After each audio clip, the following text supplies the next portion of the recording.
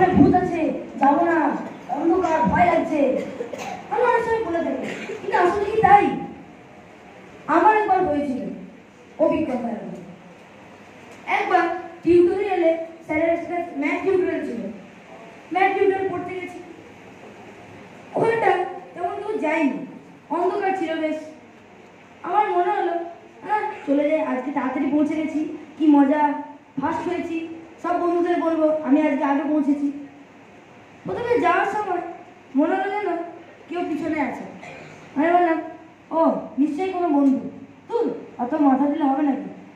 ঢুকে গেলাম ক্লাসরুমে, লাইটটা জ্বালালাম, লাইটটা জ্বালিয়ে দেখি ক্লাসরুমে কেউ নেই, আমি একা বসলাম। অনেকক্ষণ বসার পর দেখছি কেউ আসছে না। ও মা, কি হলো, আসছে না কেন? এতক্ষণ তো আসে যাওয়ার কথা, আর এখন তো ম্যাথ টিউটর আছে। যাই একটু বাইরে গিয়ে দেখি। বাইরে গিয়ে মনে হলো একটু বাথরুম করেই আসি। বাথরুম করতে গেলাম, ও বাবা, বাথরুমেও কেউ নেই। আমি একা একা বাথরুম করলাম, তারপর চলে এলাম। দেখি